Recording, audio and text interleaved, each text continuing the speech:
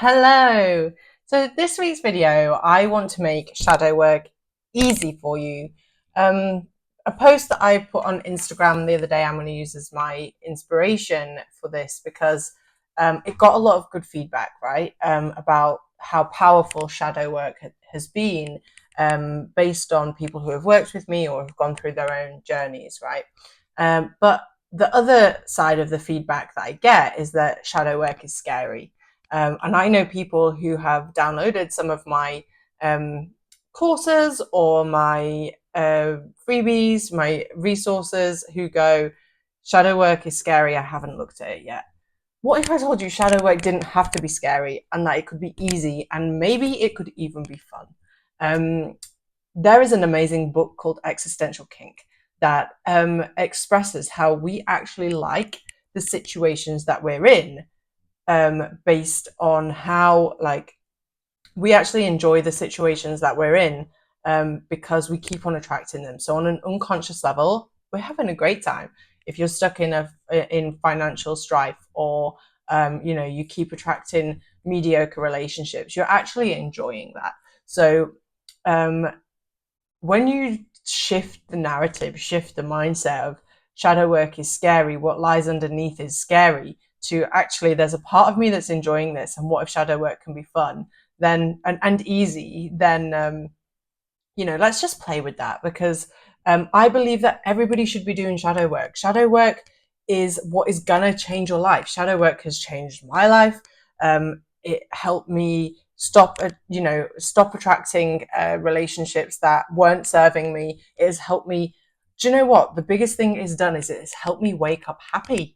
It has helped me wake up not anxious and not constantly looking over my shoulder for the next scary thing to resolve or to fight or to chase or to just freeze. It's helped me get out of freeze mode. And it's helped me completely turn my financial reality around. It's completely turned my relationships, my business around, my career, my path, my purpose, my joy, like that. And there are different tools that we use with shadow work, such as medicines or energy work. There are lots of different kind of paths to go on, but ultimately making your unconscious conscious is how you are gonna change your life. So the post that I shared on Instagram the other day gave a few tips for making shadow work easy for you. So let's make it easy.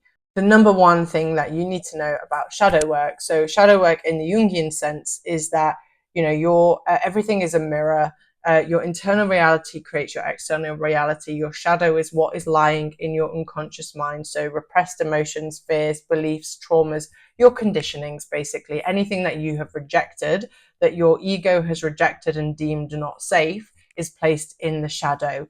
So what you judge in others is alive in you too. What you are seeing out there is a reflection of what is in here that you are rejecting. So say you're judging the angry person, that's because there is anger in you that you are afraid to look at. Once you're able to look at that anger, process that anger, you're able to alchemize that anger and use that energy to create something as creative energy. Say you're judging people with a lot of money, then you're pushing away your ability to make a lot of money. You probably have an unconscious desire to make a lot of money. If you're judging people who make a lot of money, but you're in a place of financial struggle, then there's something for you to look at here. Like whatever it is you're judging out there, a lot of stuff that I see at the moment on Instagram is like memes about men. While ever you're judging men whatever you're judging in men in a negative capacity, is actually lying within you in your wounded masculine archetype. Like that is in your masculine shadow. We all have masculine and feminine within us. You're going to keep attracting shitty men if you are too afraid to look at your inner masculine and the shadow of the wounded masculine that is living within you, because that is controlling you. It's controlling what you're attracting. So what you judge in others lives in you too. And a way to sit with that is, okay, why am I judging this? What is there? What is this trying to show me? What am I afraid that if I embodied this trait, if I allowed my anger, what am I afraid of? That's a good way to start kind of looking at it, seeing what comes up.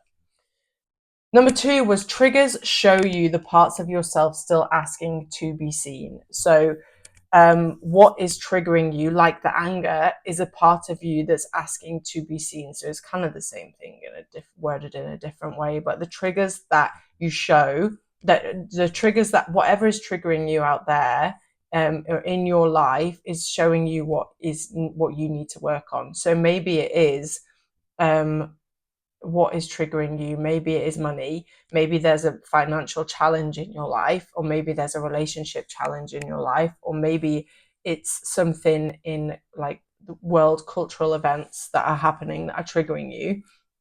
Then what is that asking you to see about yourself, about your own life? It's probably easier to look at your personal shadow first before we head into the cultural shadow. But if it is in money, if it is in love, if there's something triggering you, or in health, then what is it asking you to look at within yourself?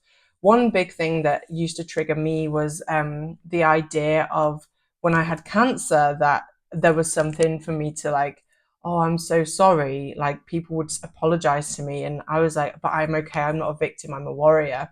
And I had to actually look at myself and sit with the idea of, oh, actually, this is really shit. I wasn't allowing myself the compassion that, and I saw other people's compassion as pity. So I had to really sit with the idea of giving myself compassion, to rest, to go through a deep healing process, to be the victim so that I could actually heal in a whole way, and not just be the warrior and be really hard against cancer and against my illness and against myself.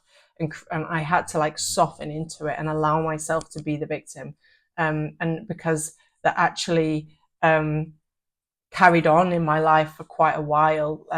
Like certain circumstances I needed to sit with, they probably were prolonged because I wasn't allowing myself to be the cancer patient, if that makes sense.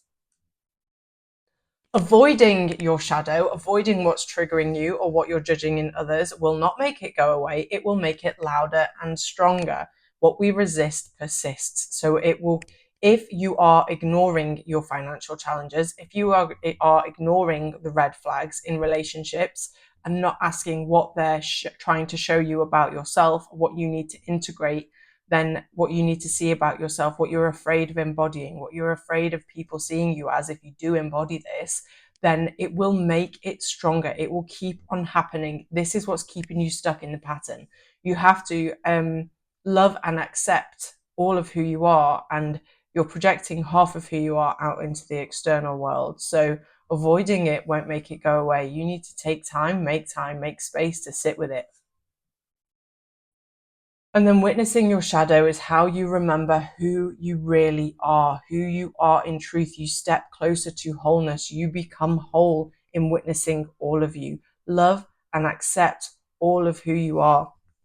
It's just fear that stops you from this. Self-love isn't bubble baths and champagne, which is what I used to think it was. Self-love is seeing the parts of you that are afraid, seeing the parts of you that are angry, seeing the parts of you that don't want to accept other people's compassion and see it as pity. Like those parts of you deserve to be witnessed. They just want to be seen by you. And once they're seen, they stop having this emotional charge over you. They stop being able to control your decisions, your habits, your behaviors. And that's where freedom comes in, because then you have free will. But while ever you're not witnessing your shadow, you're living from the unconscious. Therefore, you do not have free will. My final point, shadow work, is freedom. Making the unconscious conscious is the only way that you give yourself a little bit more free will. Otherwise, you are making decisions based on the past, based on keeping yourself safe, based on your childhood, effectively, and maybe not just this lifetime, maybe previous lifetimes. But shadow work is ultimately liberation. It is freedom. It is giving you more energy, more power. And while ever you're not looking at your shadow, looking at what's controlling you, looking at your conditioning, you are giving your power away. You are putting your power out there when it could be in here. You could be using it to consciously create an amazing life. This is why shadow work shouldn't be scary, but the ego is what fears shadow work, because the ego is trying to keep you safe. It's trying to keep you comfortable. While ever you're staying comfortable, you are not growing. And while ever you're not growing, you're going to keep on going round and round in the same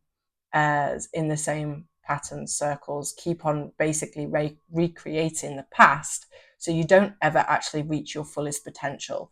So, okay, shadow work might be a bit scary to the ego, but to the true self, it's power. It is what you came here for, to evolve, to step into your true self, your whole self, your highest potential, your dharma.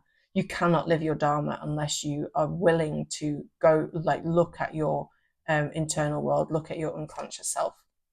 So let's make shadow work fun. Let's make it a kink that we enjoy. Let's make let's love and witness and accept all parts of us, no matter how icky it might feel at first. I promise you, it is ultimately one of the most powerful things you will ever do for yourself. If you want to get started and you are exploring this idea of attracting more love and abundance into your life, I have an incredible freebie that is linked in the description below, called that will help you transform your relationships with love and money. If you have any questions or comments, please pop them in the comment section. Hit the thumbs up button if you enjoyed this, and subscribe for more.